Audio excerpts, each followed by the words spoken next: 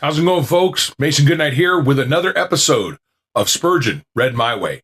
This is the second full episode I'm doing. And if you're watching this on YouTube, thank you for watching. I pray you will subscribe and be blessed. This is going to be exciting for me because I love Spurgeon. And on the first episode, I read the first chapter of Lectures to My Students, and I read The Minister's Self-Watch. But these lectures don't have to be read in order. They don't have a specific order you have to read them in. And I've listened to quite a few of them before, read through quite a few of them. But the two that I love the most are the two that deal with open air or street preaching. So I am going to read those two chapters. Those are going to be the ones that I read in the next two episodes, Lord willing. So today, my plan is to read what is numbered as, in this collection, Lecture 17, Open Air Preaching, A Sketch of Its History. Before I get into the reading, just another quick announcement. Again, I want to say thank you to my friends who are Patreon subscribers. They are the ones who are blessing me with the opportunity that if, by chance, I get enough Patreon subscribers, I'll be able to stop working my day job and go back to full-time evangelistic ministry. That is my hope. My prayer. But if we don't get enough to come on, so be it. I'll just keep plugging away until the Lord makes clear some other way to go back to that. But I thought, again, like I've told people before, I wanted to read Lectures to My Students. I wanted to get that into me. I wanted to really get through the whole thing this year. And I thought to myself, well, maybe it won't be this year, but hopefully it'll be this year. I'll be able to get through this Lectures to My Students. And I wanted to be a blessing and an encouragement to me. But I thought maybe it'll bless others to hear because, like I've said, I don't like what I hear like on YouTube and stuff of folks reading Spurgeon sermons and things. And the audiobook that I'm listening to through Audible for Spurgeon's got a British guy, and he's got a pretty good voice, but it just seems too high pitched. Doesn't seem like what I think Spurgeon would be like. Now, I'm not British. And therefore, I might fumble over some words. I fumble over a word here and there. When he starts speaking the Latin, I can fumble the Latin. So I'm not a perfect voice actor either. Also, this is a podcast. It's me, my podcasting mic, my camera, and I'm trying to make this as good as I can. I will upgrade things. I've got a couple other things on order. I will upgrade more than just the mic and the setup and the stands and all that.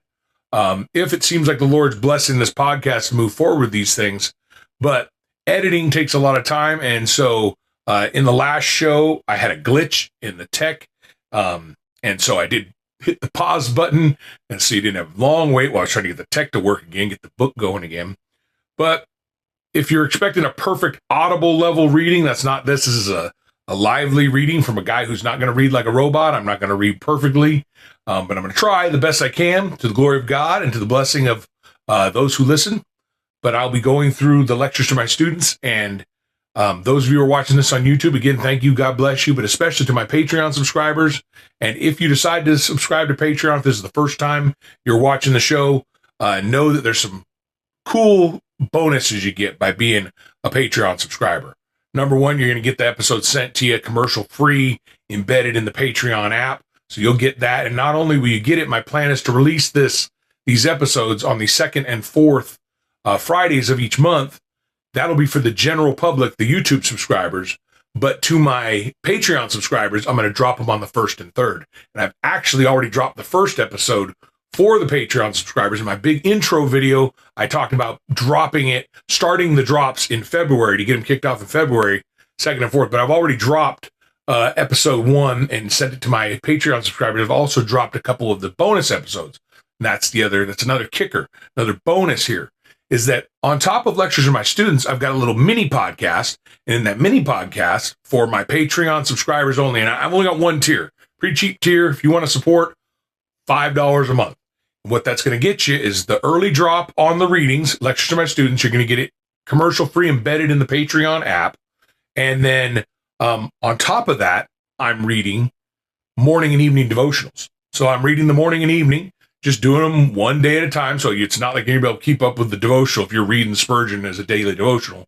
I'm not going to keep up with that. but I'm trying to pump those out every week.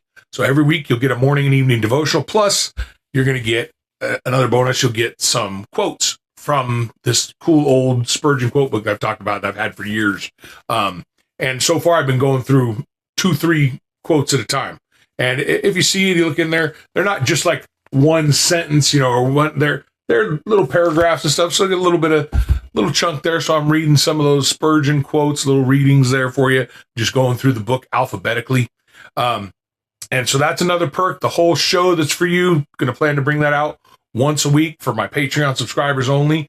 And then the big bonus, and this is the one that I'm excited about because Lectures to My Student is so good. And I know that most Reform guys, especially, which I expect most people watching is going to be Reform guys, maybe gals, they're book people. They like to buy books.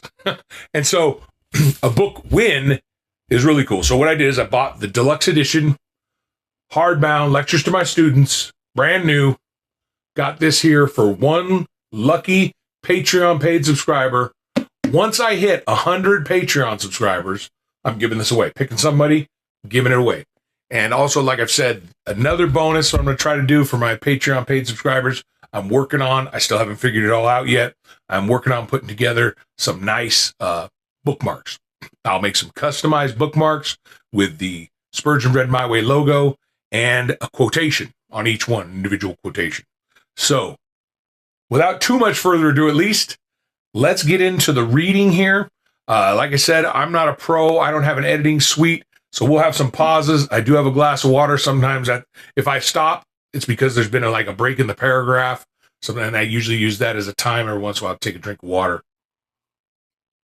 Hope that don't bug you too much, but we're going to get into it now. This is my really, this is what I really wanted to read.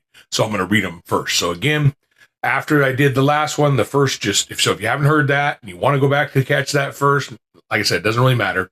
You can go listen to the first lecture, Lectures to My Students, number 1, The Minister's Self-Watch, which is good. I mean, it is kind of good to start off with that one, but you don't have to. And if you're a street preacher evangelist, somebody like me, and has the passion for this like Spurgeon had and encouraged and loved, I think you'll really be blessed by this. I know I've been blessed by it, listening to it, reading them before, and now I'm going to read them for you, and I pray that it is a blessing as I go through them. So let's go through Lecture 17, Open Air Preaching, a sketch of its history. So here we go. There are some customs for which nothing can be pleaded, except that they are very old. In such cases, antiquity is of no more value than the rust upon a counterfeit coin. It is, however, a happy circumstance when the usage of ages can be pleaded for a really good and scriptural practice, for it invests it with a halo of reverence. Now, it can be argued, with small fear of refutation, that open-air preaching is as old as preaching itself.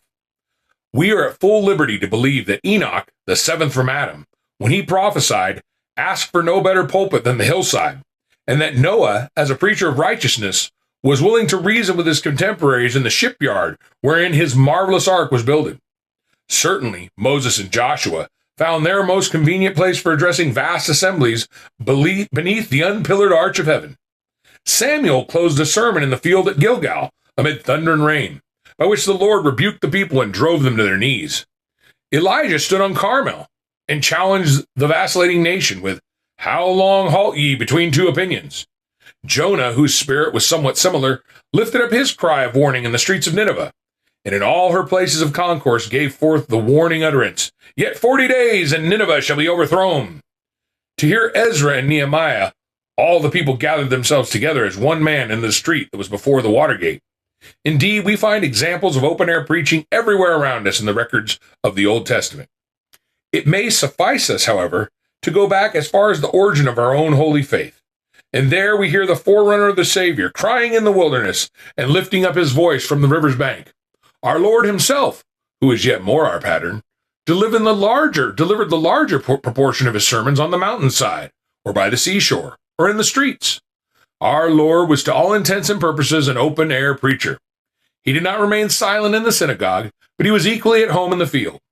We have no discourse of his on record delivered in the chapel royal, but we have the Sermon on the Mount and the Sermon in the Plain. so that the very earliest and most divine kind of preaching was practiced out of doors by him who spake as never man spake. There were gatherings of his disciples after his decease within walls, especially that in the upper room, but the preaching was even then most frequently in the court of the temple, or in such other open spaces as were available. The notion of holy places and consecrated meeting houses had not occurred to them as Christians. They preached in the temple because it was the chief place of concourse. But with equal earnestness, in every house they ceased not to teach and preach Jesus Christ. The apostles and their immediate successors delivered their message of mercy not only in their own hired houses and in the synagogues, but also anywhere and everywhere as occasion served them. This may be gathered incidentally from the following statement of Eusebius. The divine and admirable disciples of the apostles built up the superstructure of the churches, the foundation whereof the apostles had laid. In all places where they came, they everywhere prosecuted the preaching of the gospel, sowing the seeds of heavenly doctrine throughout the whole world. Many of the disciples then alive distributed their estates to the poor, and leaving their own country, did the work of evangelists to those who had never yet heard the Christian faith, preaching Christ and delivering the evangelical writings to them. No sooner had they planted the faith in any foreign countries and ordained guides and pastors to whom they committed the care of these new plantations, but they went to other nations, assisted by the grace and powerful working of the Holy Spirit. As soon as they began to preach the gospel, the people flocked universally to them, and cheerfully worshiped the true God, the creator of the world, piously and heartily believing in his name. As the Dark Ages lowered, the best preachers of the gradually declining church were also preachers in the open air, as were also those itinerant friars and great founders of religious orders who kept alive such piety as remained. We hear of Berthold of Ratisbon, with audience of 60 or 100,000 in a field near Glatz in Bohemia. There were also Bernards and Bernardines, and Anthonies and Thomases, of great fame as traveling preachers, of whom we cannot find time to speak particularly. Dr. Lavington, Bishop of Exeter, being short of arguments, stated as a proof that the Methodists were identical with the Papists, that the early friar preachers were great at holding forth in the open fields. Quoting from Ribadeneira, he mentioned Peter of Verona, who had a divine talent in preaching. Neither churches nor streets nor marketplaces could contain the great concourse that resorted to hear his sermons. The learned bishop might have easily multiplied his examples, as we also could do, but they would prove nothing more than that for good or evil, field preaching is a great power. When Antichrist had commenced its more universal sway, the reformers before the Reformation were full of open-air preachers, as, for instance, Arnold of Brescia, who denounced papal usurpations at the very gates of the Vatican. It would be very easy to prove that revivals of religion have usually been accompanied, if not caused, by a considerable amount of preaching out of doors, or in unusual places. The first avowed preaching of Protestant doctrine was almost necessarily in the open air, or in the buildings which are not dedicated to worship, for these were in the hands of the papacy. True, Wycliffe for a while preached the gospel in the church of Lutterworth. Huss and Jerome and Savonarola for a time delivered semi-gospel addresses in connection with the ecclesiastical arrangements around them. But when they began more fully to know and proclaim the gospel, they were driven to find other platforms. The Reformation, when yet a babe, was like the newborn Christ, and had not where to lay its head, but a company of men comparable to the heavenly host proclaimed it under the open heavens, where shepherds and common people heard them gladly. Throughout England, we have several trees remaining called gospel oaks. There's one spot on the other side of the Thames known by the name of Gospel Oak, and I have myself preached at Addlestone in Surrey under the far-spreading boughs of an ancient oak, beneath which John Knox is said to have proclaimed the gospel during his sojourn in England. Full many a wild moor and lone hillside and secret spot in the forest have been consecrated in the same fashion, and traditions still linger over caves and dells and hilltops, where of old time the bands of the faithful met to hear the word of the Lord. Nor was it alone in solitary places that in the days of yore the voice of the preacher was heard, for scarcely is there a market cross which has not served as the pulpit for itinerant gospelers. During the lifetime of Wycliffe, his missionaries traversed the country, everywhere preaching the word. An act of Parliament of Richard II, 1382, sets it forth as a grievance of the clergy that a number of persons in frieze gowns went from town to town without the license of the ordinaries and preached, not only in the churches, but in churchyards and marketplaces, and also at fairs. To hear these heralds of across the country, people flocked in great numbers, and the soldiers mingled with the crowd, ready to defend the preachers with their swords if any offered to molest them. After Wycliffe's decease, his followers scrupled not to use the same methods. It is especially recorded of William Swinderby that, being excommunicated and forbidden to preach in any church or churchyard, he made a pulpit of 2 millstones in the high street of Leicester, and there preached in contempt of the bishop. There, says Knighton, you might see throngs of people from every part, as well from the town as the country, double the number there used to be when they might hear him lawfully.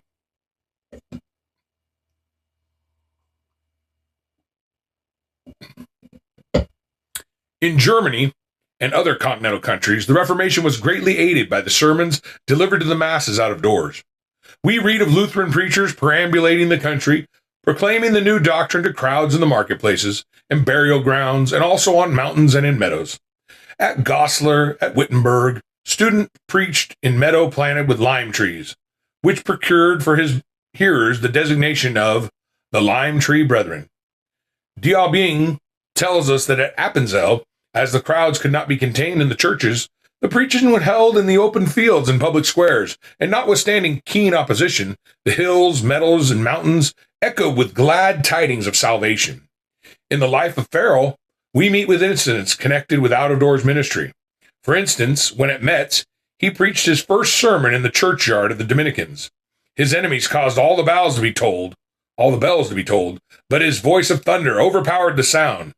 In Neuchâtel, we are told that the whole town became his church.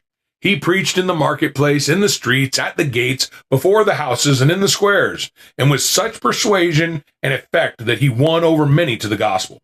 The people crowded to hear his sermons, and could not be kept back either by threats or persuasions. From Dr. Wiley's History of Protestantism, I borrow the following. It is said that the first field preaching in the Netherlands took place on the 14th of June, 1566, and was held in the neighborhood of Ghent. The preacher was Herman Modet, who had formerly been a monk, but was now the reformed pastor at Oudenaarde. This man, says a popish chronicler, was the first who ventured to preach in public, and there were 7,000 persons at his first sermon. The second great field preaching took place on the 23rd of July, following the people assembling in a large meadow in the vicinity of Ghent. The word was precious in those days, and the people, eagerly thirsting to hear it, prepared to remain 2 days consecutively on the ground. Their arrangements more resembled an army pitching their camp than a peaceful multitude, assembled for worship. Around the worshippers was a wall of barricades in the shape of carts and wagons. Sentinels were placed at all the entrances. A rude pulpit of planks was hastily run up and placed alone on a cart. Modet was preacher, and around him were many thousands of persons, who listened with their pikes, hatchets, and guns lying by their sides, ready to be grasped on a sign from the sentinels, who kept watch all around the assembly. In front of the entrances were erected stalls, whereat peddlers offered prohibited books to all who wished to buy. Along the roads running into the country were stationed certain persons, whose office it was to bid the casual passenger turn in and hear the gospel. When the services were finished, the multitude would repair to other districts, where they encamped after the same fashion, and remained for the same space of time, and so passed through the whole of West Flanders. At these conventicles, the Psalm of David, which had been translated into Low Dutch from the version of Clement Marot and Theodore Beza, were always sung. The odes of the Hebrew king pealed forth by from 5,000 to 10,000 voices, and borne by the breeze over the woods and meadows, might be heard at great distances, arresting the plowman as he turned the furrow, or the traveler as he pursued his way, and making him stop and wonder whence the minstrelsy proceeded. It is most interesting to observe that congregational singing is sure to revive at the same moment as gospel preaching.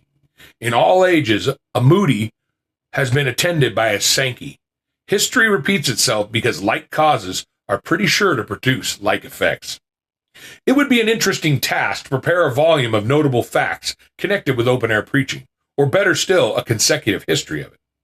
I have no time for even a complete outline, but would simply ask you, where would the Reformation have been if its great preachers had confined themselves to churches and cathedrals? How would the common people have become indoctrinated with the gospel had it not been for those far-wandering evangelists, the coal porters, and those daring innovators who found a pulpit on every heap of stones and an audience chamber in every open space near the abodes of men. Among examples within our own highly favored island, I cannot forbear mentioning the notable case of Holy Wishart. This I quote from Gillies' Historical Collections. George Wishart was one of the early preachers of the doctrines of the Reformers and suffered martyrdom in the days of Knox. His public exposition of the Epistle to the Romans especially excited the fears and hatred of the Romish ecclesiastics, who caused him to be silenced at Dundee. He went to Ayr and began to preach the gospel with great freedom and faithfulness. But Dunbar, the then Archbishop of Glasgow, being informed of the great concourse of people who crowded to his sermons at the instigation of Cardinal Beaton, went to Ayr with the resolution to apprehend him, but first took possession of the church to prevent him from preaching in it.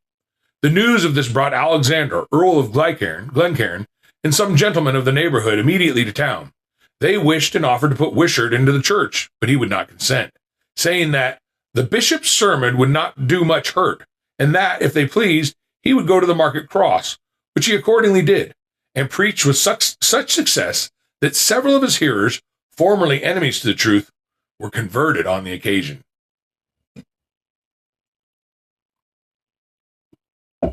Wishart continued with the gentlemen of Kyle after the archbishop's departure, and being desired to preach next Lord's Day at the church of Mauchline, he went thither with that design. But the sheriff of Ayr had, in the night time, put a garrison of soldiers into the church to keep him out. Hugh Campbell of Kinsincleugh, with others in the parish, were exceedingly offended at the impiety, and would have entered the church by force. But Wishart would not suffer it, saying, Brethren, it is the word of peace which I preach unto you. The blood of no man shall be shed for it this day.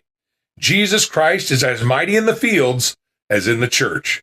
And he himself, while he lived in the flesh, preached oftener in the desert and upon the seaside than in the temple of Jerusalem. Upon this, people were appeased, and went with him to the edge of the moor on the southwest of Mauchline, where, having placed himself upon a ditch dyke, he preached to a great multitude. He continued speaking for more than 3 hours, God working wondrously by him, insomuch that Lawrence Rankin, the Laird of Shield, a very profane person, was converted by his means. About a month after the above circumstance, he was informed that the plague had broken out at Dundee. The 4th day after he had left it, and that it still continued to rage in such a manner that great numbers were swept off daily. This affected him so much that he resolved to return to them, and accordingly took leave of his friends in the West, who were filled with sorrow at his departure. The next day, after his arrival at Dundee, he caused intimation to be made that he would preach, and for that purpose chose his station at the head of the east gate.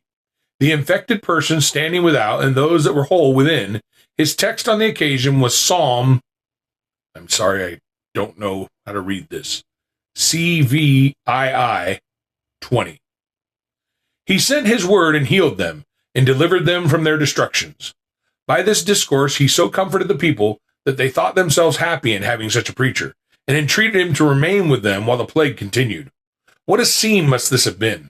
Seldom has preacher had such an audience, and I may add, seldom has audience had such a preacher.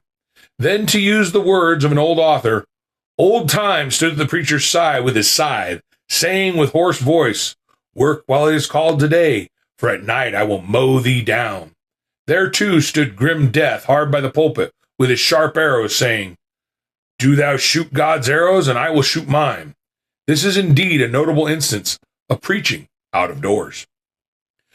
I wish it were in my power to give more particulars of that famous discourse by John Livingston in the yard of the Kirk of Shotts, when not less than 500 of his hearers found Christ. Though it rained in torrents during a considerable part of the time, it remains as one of the great outdoor sermons of history, unsurpassed by any within walls. Here is the gist of what we know about it. It was not usual, it seems, in those times to have any sermon on Monday after dispensing the Lord's Supper. But God had given so much of his gracious presence and afforded his people so much communion with himself on the foregoing days of that solemnity that they knew not how to part without thanksgiving and praise. There had been a vast confluence of choice Christians, with several eminent ministers from almost all corners of the land.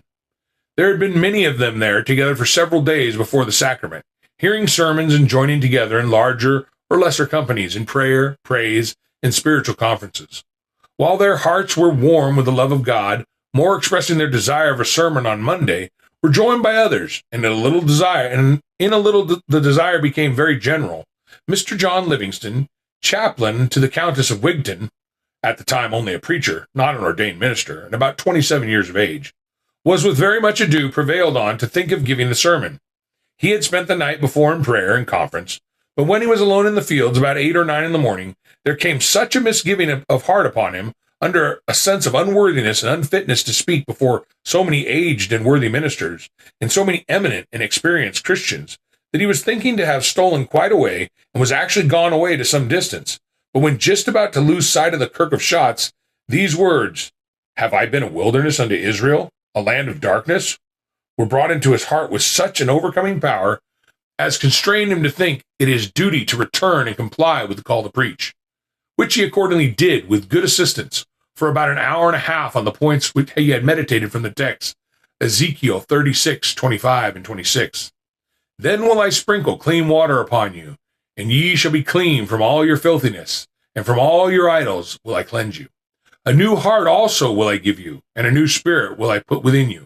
And I will take away the stony heart out of your flesh, and I will give you an heart of flesh." As he was about to close, a heavy shower coming suddenly on, which made the people hastily take to their cloaks and mantles, he began to speak to the following purpose: "If a few drops of rain from the clouds so discompose them, how discomposed would they be, how full of horror and despair, if God should deal with them as they deserved. And thus he will deal with all the finally impenitent, that God might justly rain fire and brimstone upon them, as upon Sodom and Gomorrah, and the other cities of the plain, that the Son of God, by tabernacling in our nature, and obeying and suffering in it, is the only refuge and covert from the storm of divine wrath due to us for sin, that his merits and mediation are the only screen from that storm, and none but penitent believers shall have the benefit of that shelter." In these, or some expressions to this purpose, and many others, he was led on for about an hour's time, after he had done with what he had premeditated, in a strain of exhortation and warning with great enlargement and melting of heart. We must not forget the regular out-of-doors ministry at Paul's Cross, under the eaves of the old cathedral. This was a famous institution and enabled the notable preachers of the times to be heard by the citizens in great numbers. Kings and princes did not disdain to sit in the gallery built upon the cathedral wall and listen to the preacher for the day. Latimer tells us that the graveyard was in such an unhealthy condition that many died through attending the sermons, and yet there was never a lack of hearers. Now that the abomination of intramural burial is done away with, the like evil would not arise, and Paul's Cross might be set up again. Perhaps a change to the open space might blow away some of the popery which is gradually attaching itself to the services of the cathedral. The restoration of the system of public preaching, of which Paul's Cross was the central station, is greatly to be desired. I earnestly wish that some person possessed of sufficient wealth would purchase a central space in our great metropolis, erect a pulpit and certain number of benches, and then set it apart for the use of approved ministers of the gospel, who should there freely declare the gospel to all corners without favor or distinction. It would be of more real service to our ever-growing city than all its cathedrals, abbeys, and grand Gothic edifices.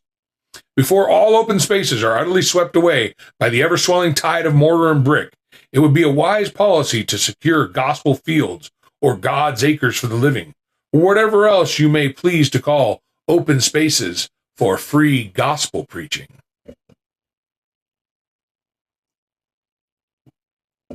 All through the Puritan times, there were gatherings in all sorts of out-of-the-way places, for fear of persecutors.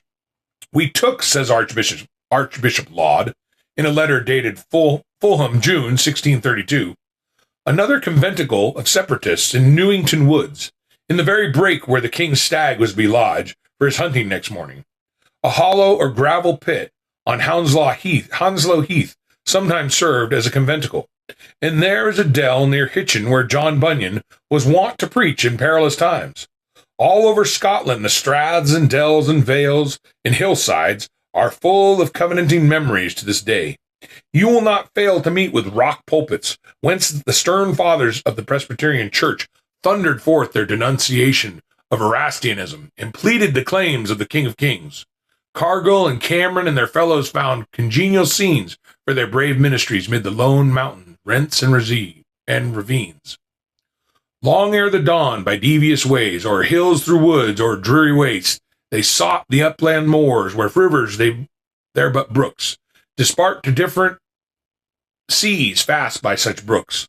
A little glen is sometimes scooped, a plat with greensward gay, and flowers that strangers seem amid the heathery wild, that all around fatigues the eye. In solitudes like these, thy persecuted children, Scotia, foiled, a tyrant's and a bigot's bloody law, there leaning on his spear, the Liart veteran heard the word of God, by Cameron thundered, or by Renwick poured, in gentle stream.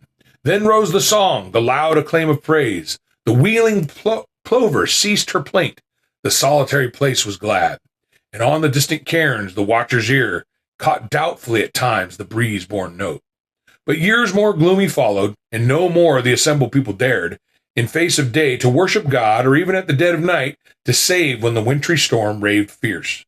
And thunder peals compelled the men of blood to couch within their dens. Then dauntlessly the scattered few would meet in some deep dell, by rocks o'er-canopied, to hear the voice, their faithful pastor's voice. He, by the gleam of sheeted lightning, opened the sacred book, and words of comfort spake over their souls. His accents soothing came as to her young. The heath-fowl's plumes, when at the close of eve she gathers in, mournful, her brood dispersed by murderous sport, and o'er the remnant spreads fondly her wings, close nestling neath her breast. They cherished cower amid the purple blooms. At the risk of being prolix, I feel I must add the following touching description of one of these scenes. The prose pictured even excels the poet's painting. We entered on the administration of the holy ordinance, committing it and ourselves to the invisible protection of the Lord of hosts, in whose name we were met together. Our trust was in the arm of Jehovah, which was better than weapons of war, or the strength of the hills. The place where we convened was very way commodious, and seemed to have been formed on purpose. It was a green and pleasant howe, fast by the waterside, the Whittier. On either hand there was a spacious brae, in the form of a half-round, covered with delightful pasture, and rising with a gentle slope to a goodly height. Above us was the clear blue sky, for it was a sweet and calm Sabbath morning, promising indeed to be one of the days of the Son of Man. There was a solemnity in the place befitting the occasion, and elevating the whole soul to a pure and holy frame. The communion tables were spread on the green by the water, and around them the people had arranged themselves in decent order. But the far greater multitude sat on the brae face, which was crowded from top to bottom.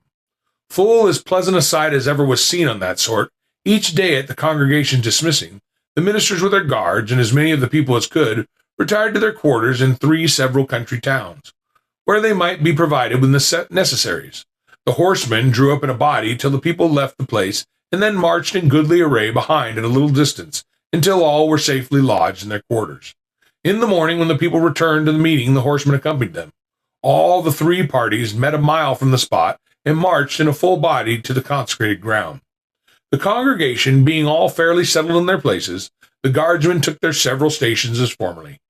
These accidental volunteers seem to have been the gift of Providence, as they secured the peace and quiet of the audience.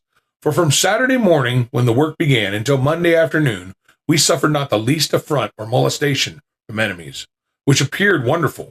At first there was some apprehension, but the people sat undisturbed, and the whole was closed in as orderly as a way it had been in the time of Scotland's brightest noon. And truly the spectacle of so many grave, composed, and devout faces must have struck the adversaries with awe, and been more formidable than any outward ability or fierce looks and warlike array. We desired not the countenance of earthly kings. There was a spiritual and divine majesty shining on the work, and sensible evidence that the great master of assemblies was present in the midst. It was indeed the doing of the Lord, who covered us a table in the wilderness, in presence of our foes, and reared a pillar of glory between us and the enemy, like the fiery cloud of old that separated between the camp of Israel and the Egyptians, encouraging to the one, but dark and terrible to the other. Though our vows were not offered within the courts of God's house, they wanted not sincerity of heart, which is better than the reverence of sanctuaries. Amidst the lonely mountains, we remembered the words of our Lord. The true worship was not peculiar to Jerusalem or Samaria, that the beauty of holiness consisted not in consecrated buildings or material temples. We remembered the ark of the Israelites, which had sojourned for years in the desert, with no dwelling place but the tabernacle of the plain. We thought of Abraham and the ancient patriarchs who laid their victims on the rocks for an altar and burned sweet incense under the shade of the green tree.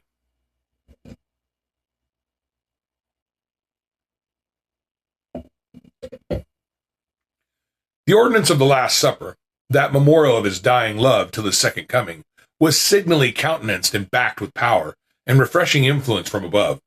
Blessed be God, for he hath visited and confirmed his heritage when it was weary. In that day Zion put on the beauty of Sharon and Carmel. The mountains broke forth into singing, and the desert place was made to bud and blossom as the rose. Few such days were seen in the desolate Church of Scotland, and few will ever witness the like. There was a rich effusion of the Spirit shed abroad in many hearts. Their souls, filled with heavenly transports, seemed to breathe the diviner element, and to burn upwards as was the fire of a pure and holy devotion. The ministers were visibly assisted to speak home to the conscience of the hearers. It seemed as if God had touched their lips with a live coal from off his altar.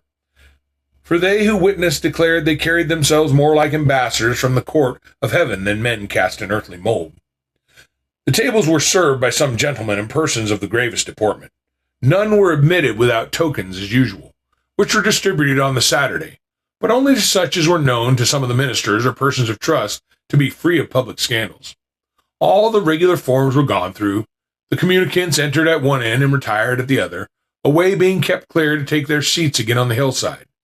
Mr. Welsh preached the action sermon and served the two first tables, as he was ordinarily put to do on such occasions.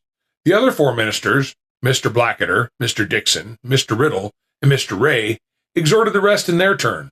The table service was closed by Mr. Welsh with solemn thanksgiving, and solemn it was, and sweet and edifying to see the gravity and composure of all present, as well as of all parts of the service. The communion was peaceably concluded, all the people heartily offering up their gratitude and singing with a joyful voice to the rock of their salvation. It was pleasant as the night fell to hear their melody swelling in full unison along the hill, the whole congregation joining with one accord and praising God with the voice of psalms. There were 2 long tables and one short across the head with seats on each side. About 100 sat at every table.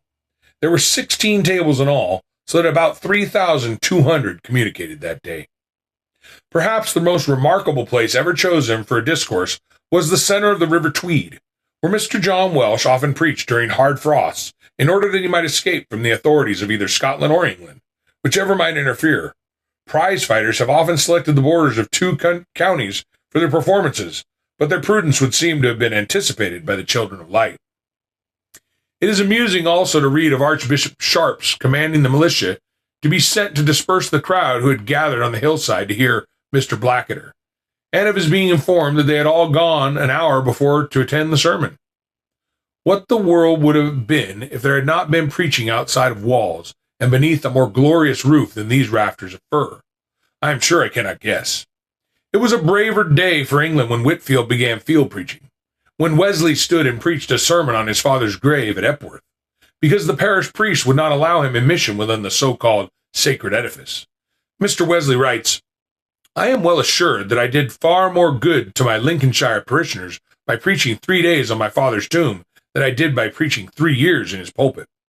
The same might be said of all the open-air preaching which followed, as compared with the regular discourses within doors.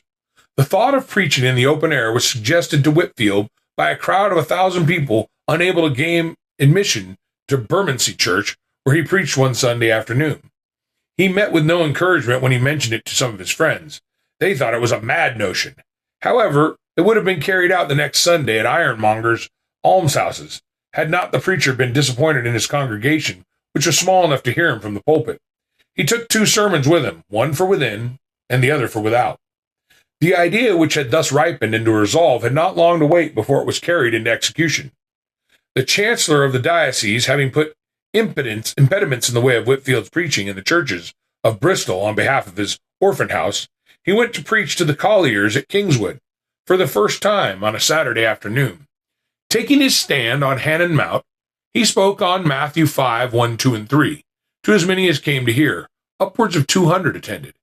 His only remark in his journal is, "Blessed be God that the ice is now broke, and I have now taken the field.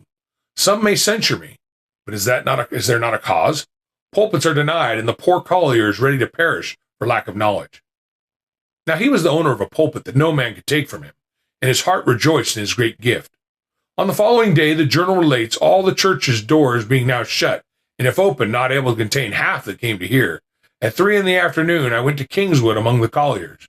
God highly favored us in sending us a fine day, and near 2,000 people were assembled on that occasion. I preached and enlarged on John 3:3 for nearly an hour, and I hope to the comfort and edification of those that heard me.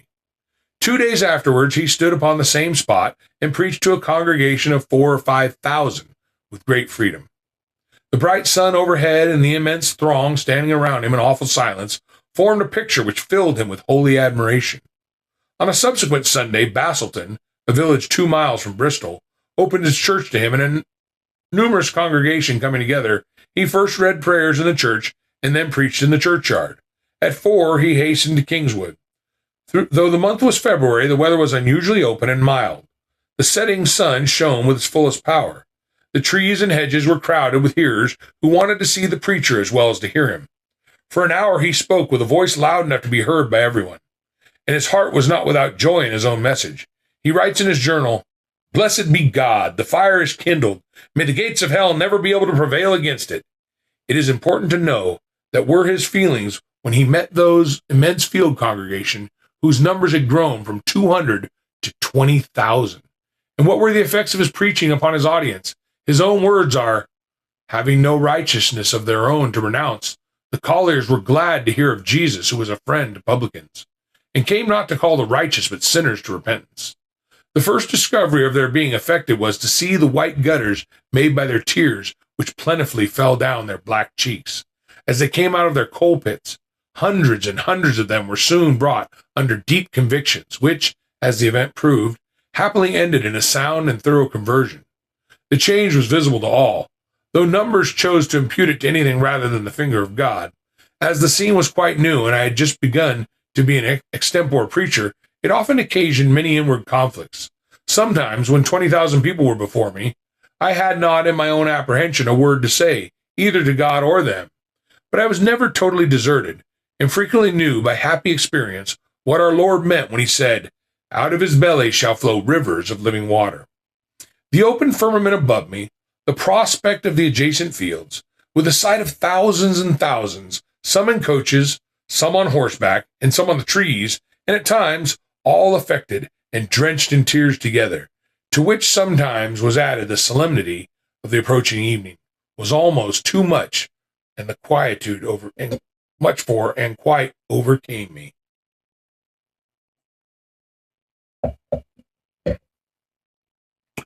Wesley writes in his journal, Saturday, March 1731. In the evening I reached Bristol, and met Mr. Whitfield there. I could scarce reconcile myself at first to this strange way of preaching in the fields, of which he set me an example on Sunday, having been all my life, till very lately, so tenacious of every point relating to decency and order that I should have thought that saving of souls almost a sin, if it had not been done in a church. Such were the feelings of a man who in after life became one of the greatest open-air preachers that ever lived. I shall not tarry to describe Mr. Whitfield on our own Kennington Common among the tens of thousands, or at Moorfields early in the morning, when the lanterns twinkled like so many glowworms on a grassy bank on a summer's night. Neither will I mention the multitudes of glorious scenes with Wesley and his more renowned preachers. But a picture more like that which some of you can easily copy has taken a strong hold upon my memory, and I set it before you that you may never in times come despise the day of small things. Wesley reached Newcastle on Friday the 28th of May. On walking out after tea, he was surprised and shocked at the abounding wickedness. Drunkenness and swearing seemed general, and even the mouths of little children were full of curses. How he spent the Saturday we are not informed, but on Sunday morning at 7, he and John Taylor took their stand near the pump in Sandgate, the poorest and most contemptible part of the town, and began to sing the old 100th Psalm in a tune. 3 or 4 people came about them to see what was the matter. These soon increased in number, and before Wesley finished preaching, his congregation consisted of from 12 to 1,500 persons. When the service was ended, the people stood gaping, and with the most profound astonishment, upon which Wesley said, "If you desire to know who I am, my name is John Wesley. At 5 in the evening, with God's help, I designed to preach here again. Glorious were those great gatherings in fields and commons, which lasted throughout the long period in which Wesley and Whitefield blessed our nation. Field preaching was the wild note of the birds singing in the trees, in testimony that the true springtime of religion had come. Birds in cages may sing more sweetly, perhaps, but their music is not so natural, nor so sure a pledge of the coming summer. It was a blessed day when Methodists and others began to proclaim Jesus in the open air. Then were the gates of hell shaken, and the captives of the devil set free by hundreds and by thousands. Once recommenced, the fruitful agency of field preaching was not allowed to cease. Amid jeering crowds and showers of rotten eggs and filth, the immediate followers of the two great Methodists continued to storm village after village and town after town. Very varied were their adventures, but their successes were generally great. One smiles often when reading incidents in their labors. A string of pack horses is so driven as to break up a congregation, and a fire engine is brought out and played over the throng to achieve the same purpose. Handbells, old kettles, marrow bones and cleavers, trumpets, drums, and entire bands of music were engaged to drown the preacher's voices. In one case, the parish bull was let loose, and in others, dogs were set to fight. The preachers needed to have faces set like flints, and so indeed they had. John Furse says, "As soon as I began to preach, a man came straight forward and presented a gun at my face, swearing that he would blow my brains out if I spake another word. However, I continued speaking, and he continued swearing, sometimes putting the muzzle of the gun to my mouth, sometimes against my ear. While we were singing the last hymn, he got behind me, fired the gun, and burned off part of my hair. After this, my brethren, we ought never to speak of petty interruptions or annoyances. The proximity of blunderbuss in the hands of a son of Belial is not very conducive to collected thought and clear utterance. But the experience of Furze was probably no worse than that of John Nelson, who coolly says, "But when I was in the middle of my discourse, one at the outside of the congregation threw a stone which cut me on the head. However, that made the people give greater attention, especially when they saw the blood run down my face, so that all was quiet till I had done and was singing a hymn."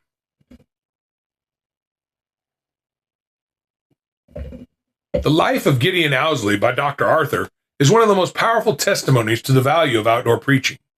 In the early part of the present century, from 1800 to 1830, he was in full vigor, riding throughout the whole of Ireland, preaching the gospel of Jesus in every town. His pulpit was generally the back of his horse, and he himself and his coadjutors were known as the men with the black caps, from their habit of wearing skull caps. This cavalry ministry was in its time the cause of great revival in Ireland, and gave promise of really touching Aaron's deep-seated curse, the power of the priesthood, and the superstition of the people.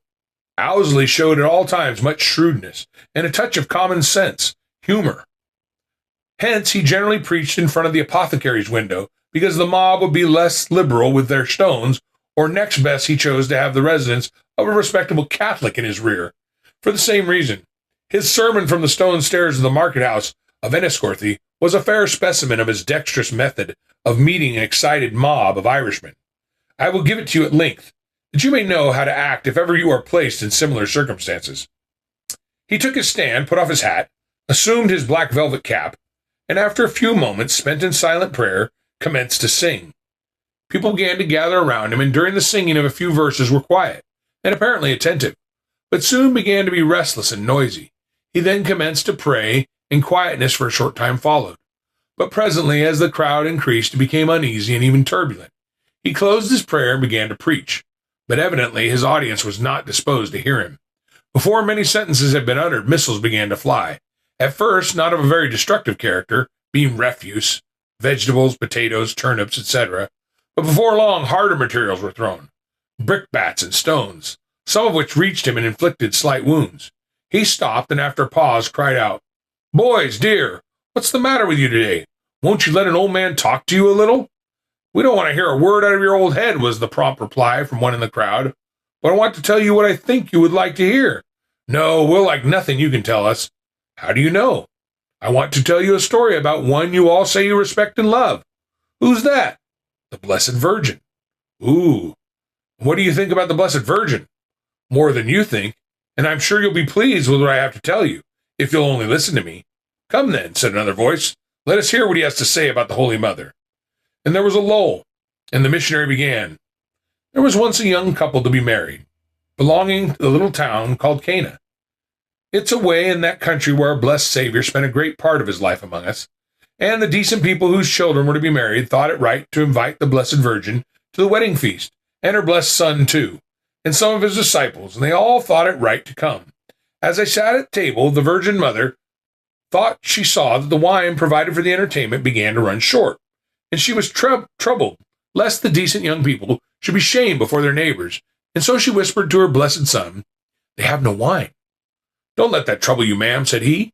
And in a minute or two after, she, knowing well what was in his good heart, said to one of the servants that was passing behind them, "Whatsoever he saith unto you, do it."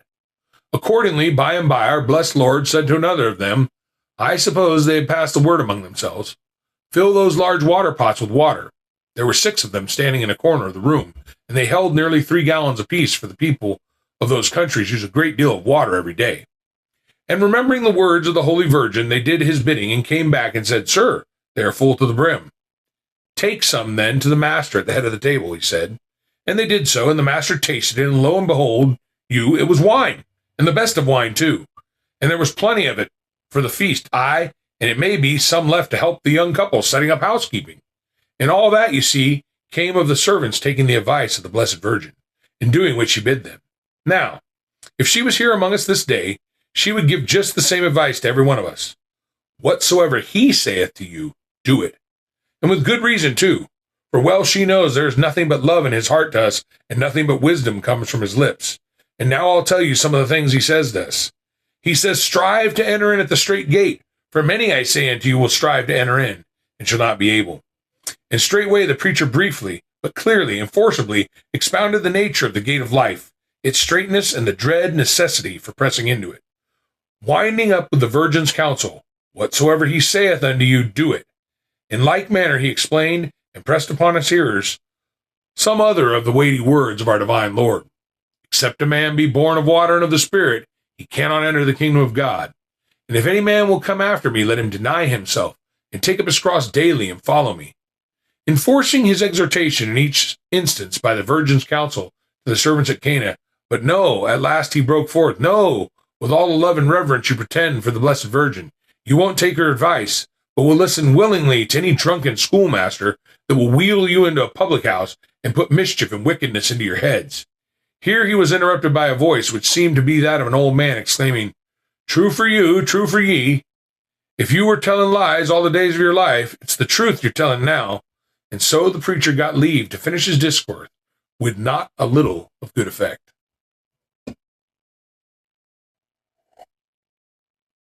The history of primitive Methodism might here be incorporated bodily as a part of our sketch of field preaching, for that wonderful mission movement owed its rise and progress to this agency. It is, however, a singular reproduction of the events which attended the earlier Methodism of 80 or 90 years before. The Wesleyans had become respectable, and it was time that the old fire should burn up among another class of men. Had Wesley been alive, he would have glorified in the poor but brave preachers who risked their lives to proclaim the message of eternal love among the depraved, and he would have headed them in the crusade. As it was, other leaders came forward, and it was not long before their zeal called forth a host of fervent witnesses who could not be daunted by mobs or squires or clergymen, nor even chilled by the genteel brethren whose properties they so dreadfully shocked. Then came forth the old weapons in abundance. Agricultural produce in all stages of decomposition rewarded the zealous apostles. Turnips and potatoes were at first course, and rotten eggs followed in special abundance. These last, we know, were frequently goose eggs, selected, we suppose, for their size. A tub of coal tar was often in readiness. Filth from the horse ponds was added, and all this to the music of tin whistles, horns, and watchmen's rattles. Barrels of ale were provided by the advocates of church and king to refresh the orthodox assailants, while both preachers and disciples were treated with brutality such as to excite compassion, even in the hearts of adversaries. All this was happily a violation of law, but the great unpaid winked at the transgressors and endeavored to bully the preacher into silence. For Christ's sake, they were content to be treated as vagrants and vagabonds, and the Lord put great honor upon them. Disciples were made, and the ranters multiplied. Even till a late period, these devoted brethren had been opposed with violence. but their joyful experience has led them to persevere in their singing through the streets, camp meetings, and other irregularities, blessed irregularities by which hundreds of wanderers have been met with and led to the fold of Jesus.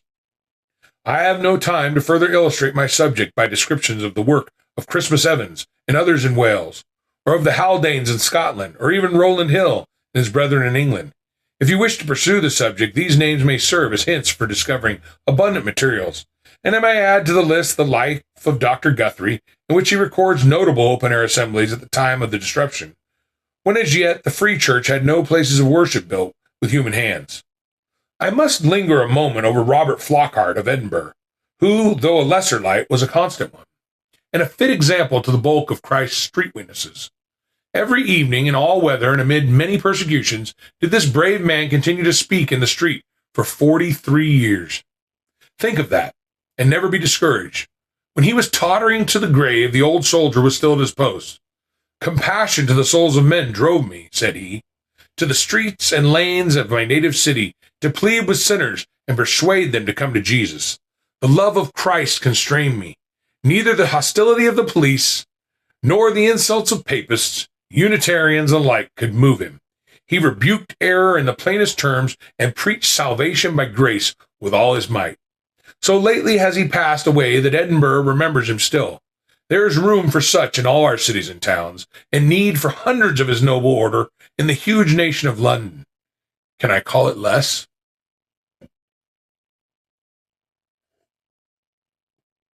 In America, men like Peter Cartwright, Lorenzo Dow, Jacob Gruber, and others of past generation carried on a glorious warfare under the open heavens in their own original fashion. And in later times, Father Taylor has given us another proof of the immeasurable power of his mode of crusade in his 7 years of street preaching in San Francisco, California. Though sorely tempted, I shall forbear at this time from making extracts from that very remarkable work.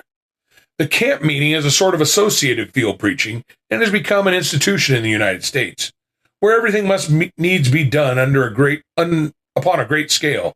This would lead me into another subject, and therefore I shall merely give you a glimpse at the means of usefulness and then forbear. The following description of the earlier camp meetings in America is from the pen of the author of Narrative of a Mission to Nova Scotia. The tents are generally pitched in the form of a crescent, in the center of which is an elevated stand for the preachers, round which in all directions are placed rows of planks for the people to sit upon while they hear the word. Among the trees which spread their tops over this forest church are hung the lamps which burn all night and give light to the various exercises of religion which occupy the solemn midnight hours. It was nearly 11 o'clock at night when I first arrived on the border of the camp. I left my boat at the edge of the wood, 1 mile from the scene, and when I opened upon the campground, my curiosity was converted into astonishment to behold the pendant lamps among the trees, the tents half encircling a large space, 4,000 people in the center of this, listening with profound attention to the preacher, whose stentorian voice and animated manner carried the vibration of each word to great distance through the deeply umbrageous wood, where, save the twinkling lamps of the camp, brooding darkness spread a tenfold gloom. All excited my astonishment and forcibly brought before my view the Hebrews in the wilderness. The meetings generally begin on Monday morning, and on Friday morning following breakup, the daily exercises are carried forward in the following manner. In the morning at 5 o'clock, the horn sounds through the camp, either for preaching or for prayer. This, with similar exercises or a little intermission, brings on breakfast hour. 8 o'clock. At 10, the horn sounds for public preaching, after which until noon the interval is filled up with little groups of praying persons, who scatter themselves up and down the camp, both in the tents and under the trees. After dinner, the horn sounds at 2 o'clock. This is for preaching. I should have observed that a female or two is generally left in each tent to prepare materials for dinner. A fire is kept burning in each part of the camp where water is boiled for tea, the use of ardent spirits being forbidden. After the afternoon preaching, things take nearly the same course as in the morning, only the praying groups are upon a larger scale, and more scope is given to animated exhortations and loud prayers. Some who exercise on these occasions soon lose their voices, and at the end of a camp meeting, many of both preachers and people can only speak in a whisper. At 6 o'clock in the evening, the horn summons to preaching, after which, though in no regulated form, all the above means continue until evening, yea, and during whatever part of the night you awake, the wilderness is vocal with praise. Whether or not under discreet management some such gatherings can be held in our country, I cannot decide. But it does strike me as worthy of consideration whether in some spacious ground services might not be held in summer weather, say for a week at a time, by ministers who would follow each other in proclaiming the gospel beneath the trees. Sermons and prayer meetings, addresses and hymns might follow each other in wise succession, and perhaps thousands might be induced to gather to worship God, among whom will be scores and hundreds who never enter our regular sanctuaries. Not only must something be done to evangelize the millions, but everything must be done. And perhaps amid variety of effort, the best thing would be discovered. If by any means I may save some, must be our motto, and this must urge us onward to go forth into the highways and hedges, and compel them to come in. Brethren, I speak as unto wise men. Consider what I say. And that's the end of Lecture 17. Love it. So good. Just a few things. Like I said, I don't want to stop in the middle. Again, that one time where I said, I don't understand this, I'm sorry. That was because, again, I don't know all the Roman numerals, and in these older texts, you'll see that sometimes. Though I read the ones I could, and I got all but one. But the one was like LC, I was like, I don't know what an LLC is. Sorry, I need to probably look that up and get those, a little cheat sheet so I can look when that comes up. But other than that, that was the only thing I said. I don't like to comment, so I don't comment while I'm reading. But I really wanted to for a bit, so I'll comment now. You heard the name William Farel, and you heard about the amazing crowds and where he went and preached all over and all. Well, if you don't know who William Farel is the man, the evangelist, who drove John Calvin to be the pastor that he became. He was there in, can't believe I just brain fog there. You smart folks, you know, I can't believe it ran out of my head, but wherever, Geneva, duh. He was going to Geneva, and see, Calvin just wanted to be a bookworm, wanted to sit around, write his institutes. He didn't want to be a pastor. But he was in Geneva, I think it was in a bar somewhere, and Farrell found him and said, you must be here in Geneva or go to Geneva, wherever they were at, and you must be the pastor. You must lead the people there. You must pastor them. He's like, I don't want to do it. And Farrell threatened him with all the curses of God if he didn't go and pastor the people in Geneva. And so in fear, Calvin rose up and went. And he was a loving pastor through sickness and health and struggles, and missionary minded, and of course wrote his institutes. But whether you like Calvin or not, the impact of him is undeniable. And had there been no Farrell to drive him forward, we wouldn't have had the Calvin that we had. And Farrell was just an awesome guy. I've heard it, so I loved hearing about Farrell. Of course, Whitfield and Wesley, those are great. But I just wanted to touch on real briefly as I finish this up. Maybe you're hearing this and you're going, yeah, it's not necessarily like it was back then. Well, sure, some things change. But you did hear that, if anything, when people say, well, it's not as, it was expected, it was appreciated back then. Well, if you paid attention, it wasn't.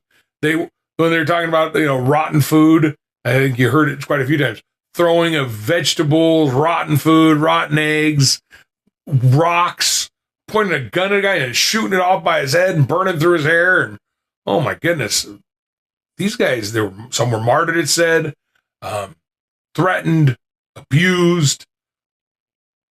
Street preaching has been hated forever. Jesus, street preacher, prophets, street preachers. Street preachers have been hated. Jesus, you'll be hated by all for my name's sake.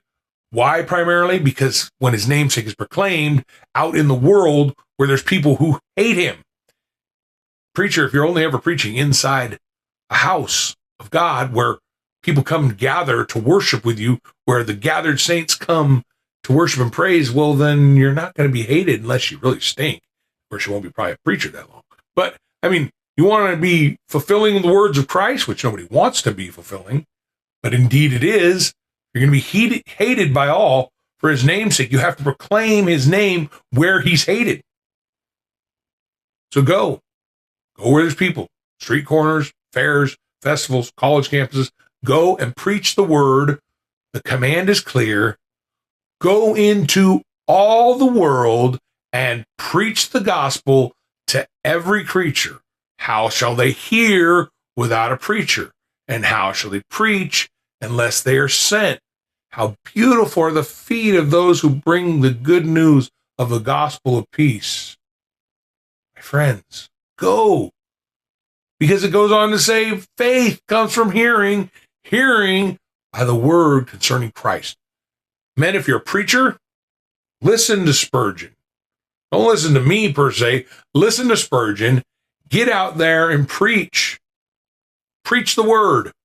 Don't be confined to your house of worship. Go into the streets. Go into the highways and the byways and compel them to come in. Preach the word. Preach it to all the world, to the glory of God. So anyway, lecture 17. The next one I read, by the grace of God, will be lecture 18, open air preaching, remarks thereon. Another great message. So again, if you are watching this through YouTube, thank you for tuning in. I hope you subscribe. You'll get to watch it however it comes through. I don't know if you'll end up getting hit with commercials on YouTube or whatever, but if you want to be, again, sign up with Patreon, sign up for $5 a month. You're going to get, your episodes are going to come out a week early. You're going to get the entered in when we hit 100 subscribers to win the brand new copy of Lectures to My Students Deluxe Edition. In the mini episode, you're going to hear the morning and evening devotionals read, as well as quotes from Spurgeon in there. Plus, in the little mini episodes, I especially take time, and I'm going to, as I post, and it's on Patreon, you can interact. You can send comments. I mean, I'm not going to pay attention much to YouTube. I don't have time. It's time consuming enough to put these together and actually get them released. I'm trying to stay ahead of schedule. But I will pay attention to the Patreon. You send out comments. In fact, on Patreon, I already asked. That's the reason I'm using this podcasting mic, because first I did my first thing when I did a demo, and you might have seen that. Just did a portrait version, read the preface to Lectures to My Students, and set that out on YouTube. And just did that with the camera.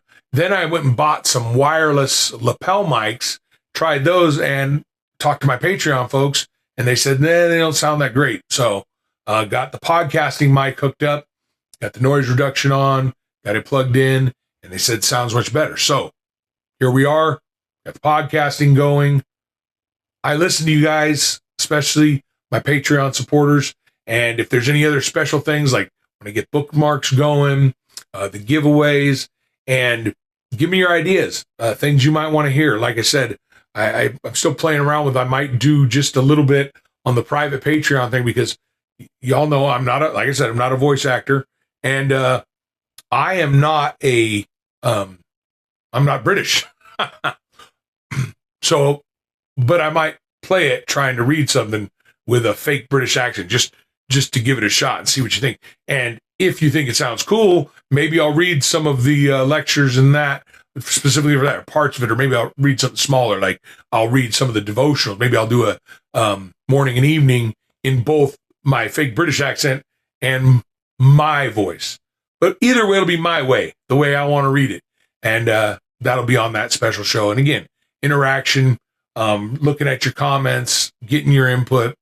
So I really appreciate everybody taking part, everybody watching this, but spread the word, spread it. I'm going to have little links and stuff on Facebook, probably X, maybe on Instagram. I think that's pictures only now, so probably not on Instagram.